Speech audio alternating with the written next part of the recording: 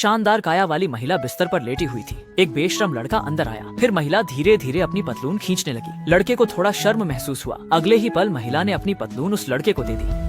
उस आदमी का नाम लियू रुआन है, जो कि हाल ही में भर्ती हुआ नया सैनिक है। बचपन से लेकर अब तक उसने कभी किसी औरत को नहीं छुआ है। हालांकि उसकी एक गर्लफ्रेंड है, लेकिन उन्होंने कभी हाथ भी नहीं पकड़ा। उसका कोच लाओ झांग एक पुराना शैतान है, क्योंकि वो अक्सर बार में जाता है और हर बार जाने पर दूसरे पक्ष के लिए एक उपहार खरीदता है। 而女人也不会让他失望。老张觉得他们部队里的刘阮在女人方面不够了解，于是找到校场将刘阮分刀。 831 जिसे 831 कहा जाता है, वास्तव में वह स्थान है जहां सैनिकों को चाय सेवा प्रदान की जाती है। प्रबंधक ने लियू रुआन को काम की सामग्री के बारे में संक्षेप में बताया कि ऊपर की महिलाएं चाय कक्ष की सहायक हैं, जो यहाँ खर्च करते हैं। वे लोग यहाँ तस्वीर देखकर चुनते हैं और लियू रुआन का काम टिकट पर नंबर लिखना है। वे स्वयं कक्ष संख्या ढूंढते हैं। हर बार जब एक शियाप एक काम पूरा करता है तो वे दरवाजा खोलकर संख्या पुकारते हैं। ग्राहक के कमरे में प्रवेश करने के बाद टिकट उन्हें सौंप दी जाती है। हर कमरे में लाल रंग का बल्ब होता है। जब व्यवसाय आता है तो वो बल्ब जलता है और समाप्त होने पर बुझ जाता है। 15 मिनट से अधिक होने पर टिकट के पैसे देने होते हैं। जब टिकट देना शब्द सुने जाते हैं तो उन्हें थैला लेकर जाना पड़ता है। उन्हें छुट्टे ढूंढने में मदद करनी होती है, पैसे इकट्ठा करने होते हैं। टिकट देना, रिकॉर्ड करना। यहाँ की वेट्रेस 2 गिरोहों में बनती है। मोटी वाली को मोटी बहन कहा जाता है, काले कपड़े वाली को मेई कहा जाता है। वे व्यापारिक मामलों पर लड़ाई कर सकते हैं और लियू रुआन के पास कैशियर और टिकट का काम संभालने के अलावा यहाँ की सुरक्षा का भी काम करना है। लेकिन कभी कभी उन्हें तेज तर्रार औरतों का सामना करना पड़ता है। वे कुछ नहीं कर सकता था, लेकिन अच्छा हुआ कि प्रिंसिपल ने समय पर पहुंचकर उन्हें रोक दिया। 6 नर्म का भी चेहरा उन्होंने खरोंच डाला, लेकिन ऊपर वाली ये खूबसूरत औरत शिया मेई ने 6 नर्म को पूरी तरह से